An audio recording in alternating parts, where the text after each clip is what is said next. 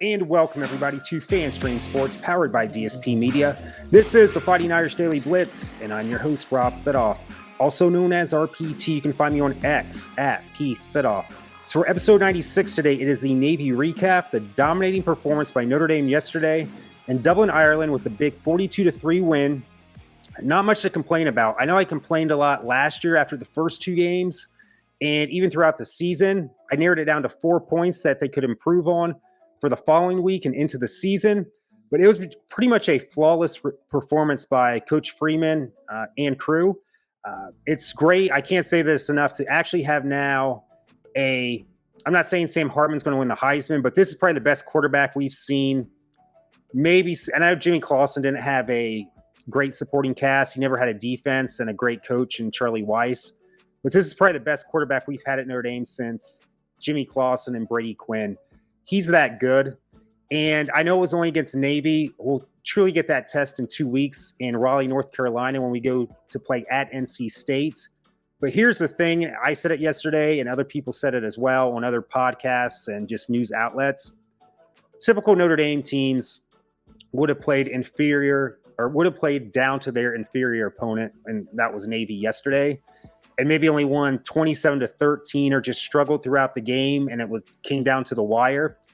Yes, it's only Navy, but we were the better team. We imposed our will upon them and dominated, and that's a good sign. Had we went out and, Sam Hartman's 10 of 20, 151 yards, 2 touchdowns, 2 interceptions, we're thinking a little bit differently today. But they dominated like they should, and that's a good sign. I know we want to see that during the big 3 games against Clemson, Ohio State, and USC. But to do this when you're supposed to, that's a good sign too. We just got to keep that up throughout the year. The key word today for this podcast is relentless. From the time the game started yesterday until it ended, Notre Dame on the offensive side and defensive side, and you can put even the special teams play, they did not let up 1 ounce. I mean, they were just flying around the entire game. I mean, just smacking guys around. They were just relentless. I can't say that enough. This team was hungry yesterday. I don't know if we've seen that. I mean, I know other teams have been hungry too, but if they are like this for every single game, they're going to be a tough team to beat. I'm not guaranteeing a 12-0 season, a national championship, but they're going to have a very successful season if they keep this relentless type of attitude up. And I've heard where people were allowed to be at practices this year, they said that's how they practice throughout training camp. They just would not let up. A lot of chirping out there. I mean, not disrespectful to teams, but, that cocky, how can I say this? That so-called cocky confidence is what I'm trying to say. And you need that to be successful. As long as you just don't rub it in people's faces, that comes out the wrong way. But just to have that, cocky, but arrogance, I don't want to say arrogance, just that cocky confidence is what I'm trying to say here. And they were just nonstop throughout the game. They would not let up at all. So let's just get into, I was meaning to mention this last week. I forgot to in episode 95, but we gave up 363 rushing yards to Navy last year when they almost came back to beat us when we won 35-32. And I forgot to mention, if we let them run for 363 yards, we could lose this game. Yesterday, we held them to 128 yards rushing. That's nearly 3 times less than what it was last year. Excellent job, Coach Al Golden, our defensive coordinator. You took my challenge to heart, and you came out with an A. I don't want to say A+, but I would say a solid A for your turnaround, for shutting down the option that you nearly failed miserably in the second half last year. But great job to Coach Al Golden that's nearly a third less than what they gave up last year. First downs, Notre Dame dominated 27-12. As I look on my iPad, I always call it my cheat sheet. Total yards, domination, just like the game yesterday. 444 yards to 171 to Navy. Let's see here. Rushing, 191. Notre Dame, 128 Navy, as I mentioned earlier. Penalties, we were pretty clean. We had 1 penalty for 10 yards, and that was early on in the game. I believe it was Holden Stace, our tight end. that had that, and that was the opening drive. Navy was 3 for 26. Navy did lead in the time of possession, but that's understandable because with the triple option, you need more time to establish, can't talk there, those drives, 33 minutes to 26 minutes. So let's look at the box score. And I can't say it enough, Sam Hartman was as good as advertised. And I'm not saying he's going to win the Heisman, but what a performance he had for Notre Dame yesterday. What a difference a quarterback makes for a team that has talent. God knows how good this team could have been last year if we didn't have the QB fiasco. I mean, Tyler Buchner, I don't know if he's ever going to be a great player. Drew Pine is just Drew. He's limited in what he can do. And who knows if Tommy Rees is really that good of a coordinator. Jared Parker called a great game yesterday. He really mixed it up well. I will give it – let's just say this. I mean, I know people say, well, look, Tommy Rees wasn't that good. Look how Jared Parker called a great game. Take that with a grain of salt. Yes, it was a great called game. However, he had a great quarterback too. Tommy Rees has never had that luxury at Notre Dame. So maybe it would have been similar had Tommy Rees stayed. We'll never know. But Jared Parker, just what he did yesterday, our new offensive coordinator, that is, for people that don't know, just a great called game. I can't say enough for him, but you got to continue this. We just can't say, oh, Notre Dame, we're going to compete for a national title this year because we dominated Navy. We got to do this week in and week out. That relentless attitude we had yesterday and through training camp, we got to keep that for every single game. So for the next 11 games, and then if you're into the playoffs or a major bowl, it's got to be every single game, that relentless attitude. So Sam Hartman, he's pretty much damn near perfect. 19 out of 23, 251 yards, 4 touchdowns, 0 interceptions. That's the key. We didn't have any turnovers, which is the key as well. Steve Angeli did come in for the last minute. He completed 1 pass for 2 yards, and that was to Rico Flores, the true freshman. Rushing, great rushing game. Aldrich Estime, 16 carries, 95 yards for 1 touchdown. But he did have a fumble. That'll come back in my criticisms. Jeremiah Love, great looking freshman running back. 4 carries, 40 yards. And his legs were just churning the whole time. He did not want to go down because usually a young running back like that, they get hit and then they just go right down. He was just churning out his legs the entire time, keeping them pumping, kind of like a Roger Craig type running back from back in the day. I'm kind of dating myself there. But his legs just would not stop moving. Great-looking freshman there. Jabron Payne, sophomore from Cincinnati, Ohio, 6 carries for 31 yards. Jadarian Price, 4 carries, 25 yards, and 1 touchdown. His first carry yesterday was a touchdown. It reminded me of Josh Adams in 2015 when he was a true freshman and got a touchdown against Texas for our opening game in 2015. And the thing with Jadarian Price, I saw the spring game in 2022. He was an early enrollee freshman, had a great spring game, but then he tore his ACL, or it was either an ACL or other significant injury, but I think it was the ACL. And he had to sit out all of last year for his true freshman season. Now he's a redshirt freshman, but I expect big things from him this year. Just a very talented kid. And you saw it with his first carry of the game for it being a touchdown. Devin Ford, he's the transfer from Penn State, 1 carry for 2 yards. Yeah, Chris Tyree, he mishandled the handoff from Steve Angeli, the backup quarterback, fumbled, pounced on it. Can't let that happen. But 1 carry for negative 2 yards. And then receiving, this was the big thing. Sam Hartman spread it out. He had just one thing, the offensive line protected him pretty well. He only got hit maybe twice. He was not sacked at all. And when he did face pressure, he has that presence to just kind of move around a little. He's not like a Patrick Mahomes type. I mean, he's a decent runner, but he's not a true, let's say, running quarterback like a Lamar Jackson. But he just does enough to avoid pressure, get outside the pocket, and make a play, which he did multiple times yesterday. But I can't say enough. The line really protected him well.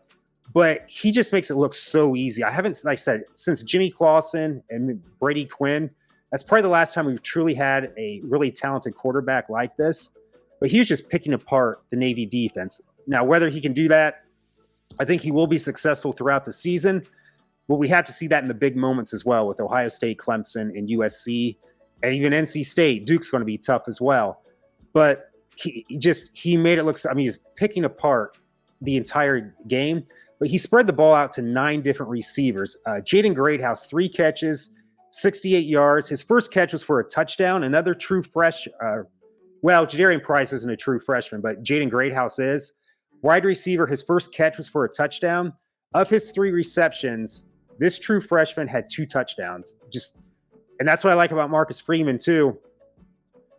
Even if Brian Kelly always kind of gave more playing time to those who were upperclassmen, even if they were not the better players, Marcus Freeman is just going to go with the best players that he has right now to win, and sprinkle in the complementary players here and there. But if these freshmen are as good as advertised, you got to use them, and he did that yesterday. Jaden Thomas, 4 catches for 63 yards, 1 touchdown. Deion Colsey had a great game. He's been kind of off and on throughout his career. 3 receptions, 45 yards, and a touchdown. Chris Tyree, 3 catches for 36 yards. Audric Estime, 2 for 26.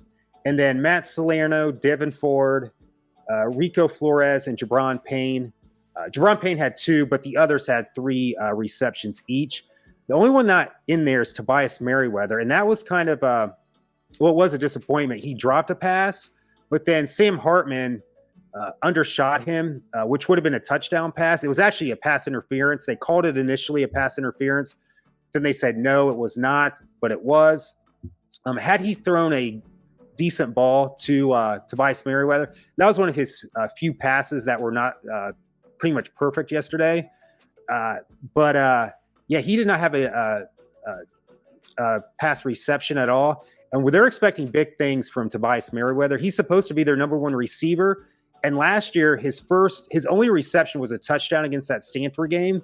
But they said he was having trouble learning the playbook, which is understandable for a true freshman. However, they got to get him. I'm hoping they get him involved pretty good against Tennessee State I'm sure his confidence isn't shaken, awful right now, but I would get him involved somewhat to get that confidence going again, is what I'm trying to say, against Tennessee State. But still, for his entire Notre Dame career, it's just that touchdown pass in the Stanford game last year, that awful Stanford game. He still only has 1 reception in his Notre Dame career, so they got to get him going next week. Fumbles, Chris Tyree fumbled at the end. We got it back. Audric Estime did too. That'll be coming up in my so-called nitpicks and criticisms. On the defensive side, there was a couple breakdowns, but that's understandable for a triple option team. But tackles, Jack Kaiser had 8. Maris Leofau, I've been bitching and complaining about his play for the past year or so. He just has not produced. Played a great game yesterday. Caused a fumble that we didn't look like we did recover it, but they said we were out of bounds. He had 7 tackles. Howard Cross, 4. The transfer from Ohio State, Javante John, I think I'm pronouncing this right, Javante Jean Baptiste, he had 4 tackles, 1 tackle for loss. And let's just see for the actual, Xavier Watts had 4 tackles. Sacks, let me get into that. Josh Burnham had 1, and Riley Mills had 1 as well. We did, though, Spencer Schrader, the transfer place kicker that is, from South Florida, he missed a 42-yard field goal at the end. Can't happen. If we need a 42-yard field goal to beat Ohio State, Clemson, or USC, or NC State or Duke, that's going to be tricky on the schedule too. You got to hit that. That's a makeable kick. You should not be missing those. So let's go to my criticism. I kind of said some of them throughout this analysis here. So Sam Hartman was as good as advertised. He was the MVP of the game. It was just so fun to watch him. He looks like it makes it so easy. Just a great, great, talented quarterback. And it's going to give us a chance to win a lot of games this year and compete for the playoffs and maybe compete for a national title. But he underthrew Tobias Merriweather. Would have been a touchdown. The one good thing about that drive, we still scored a touchdown from that drive because we kept moving the ball at will on Navy. But he underthrew Tobias Merriweather. If he put too much air under that ball, if he lets it out a little bit more, that's a touchdown pass. So Sam Hartman, as good as you were, you could have been a little bit better yesterday. You could have had probably 5 touchdown passes. And that leads into this, Tobias Merriweather. Yeah, that one was underthrown to you. The other one you just dropped.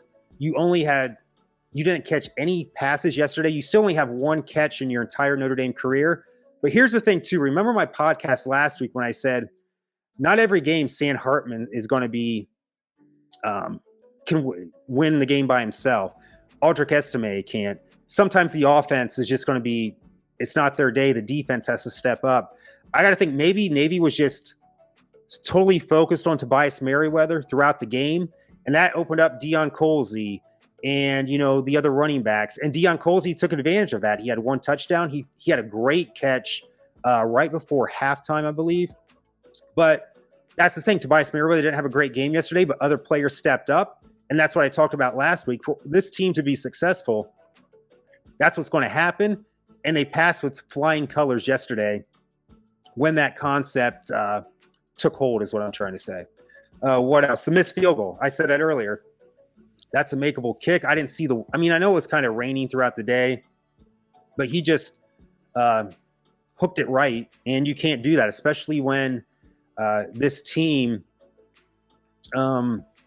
may rely on you at one point during the season, because we're going to have some close games, and that's the one you have to hit, and unacceptable.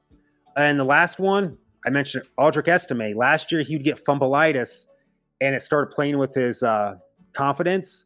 And after he fumbled yesterday, which it ended up going out of bounds, so it didn't hurt us with a turnover, he did not, I don't think he touched the ball the rest of the half, but then they went back to him in the third quarter. So maybe Coach Dylan McCullough, who's the running backs coach, said, hey, I don't care if you're the starting running back right now. You did this last year. You cannot do this again. You're going to sit the rest of the half. I can't prove that was the case, but he did not play for the rest of the half from when I went back and watched the film, unless it was just a play I missed. But you can't fumble that, Aldrich. You just cannot fumble that. And Chris Tyree had that fumble too right before the end of the game. But having said that, it was pretty much I don't want to say a flawless, but a well-played game by Notre Dame. They looked really good. Hopefully no issues coming home. I believe they leave later today in Ireland, get back, get their rest, even though they're coming back to a time zone where they gain 5 hours, but it kind of throws your system off. And hopefully by Wednesday, they're back on the regular time. And hopefully the Tennessee State game is over by the first half, and we can get those guys rested up for NC State and get the younger guys in as well. But another thing, too, as I failed to mention earlier, I wanted to say this team is very deep. We have not seen a team this deep in a while, maybe since, even though that team was hindered by injuries, like 2015, that was a pretty deep team, but not just the first string got hurt, but the second string. That was when they had 9 true freshmen playing against Ohio State in the Fiesta Bowl. But this team is very deep, and that's what Notre Dame has to be, because ever since that playoff game against Clemson in 2018, when Julian Love got hurt, and we just didn't we had a great defense that year and 2 good quarterbacks with him and Troy Pride. But Julian Love got hurt, and Trevor Lawrence just goes right after his replacement. I forget who it was, and then they scored 2 touchdowns. We didn't have the depth to compete with Clemson that year. But I think now we're getting that depth. The only place we probably don't have depth right now is quarterback, but it's not that there's not talent at quarterback. There's just not enough experience at quarterback right now. But overall, this team is very deep, which as long as they stay healthy, this should lead to a successful season. But I'm still saying, despite the great day it was yesterday, especially watching Sam Hartman, it was just a breath of fresh air to finally have a quarterback that can make plays, and you're just not limited at quarterback. Yes, he has limits, but he can really carry a team throughout the year. I'm still going to say 10-2, and I'm still going to say Ohio State beats us and Clemson beats us, but I may change my opinion throughout the year, but I'm still going to stick with that because it was just one game. And then next week's Tennessee State, we're not going to get much of a gauge of how this team is. The only thing that we could kind of get a gauge on this team, if they come out really sloppy, one I can understand because of the jet lag, but if they're just sloppy throughout the game and just don't seem like they care, like the Stanford game last year, that's going to be a telling sign that this team can't stay focused throughout the year. I don't think that'll happen, but that's what I'm going to watch for. That's one of the big things I'm watching for next week is how focused they are and if they're still a relentless type of team, because I can't say that enough. Relentless. That was the entire game yesterday. They did not let up for one play. Yeah, a couple plays, they might not have been successful on the offensive side or let a couple of those Option plays go for maybe 10, 15 yards for Navy. But that was few and far between. They were relentless the entire game. They just had not let up. It's been a while since I've seen a Notre Dame team do that. But we got to see through the rest of the season. Still saying 10-2 and a New Year's Six Bowl win. But as I said it last year, depending on how this team progresses throughout the year or regresses, I may have to change my predictions here or there as an analyst, that is. Because last year, what did I say, 9-3 to start? And after those first two games, I was saying at best 6-6. But then they gradually got better and had a hiccup against Stanford and USC, but finished the year pretty strong. So thank you so much for joining me for episode 96. The preview show for Tennessee State will probably be very short because I don't think they played at all this week. It should be a dominating win, more or less a win to kind of get ready for NC State, which will be our true test in 2 weeks from yesterday in Raleigh, North Carolina. So thank you so much for joining me for episode 96. And as always, go Irish.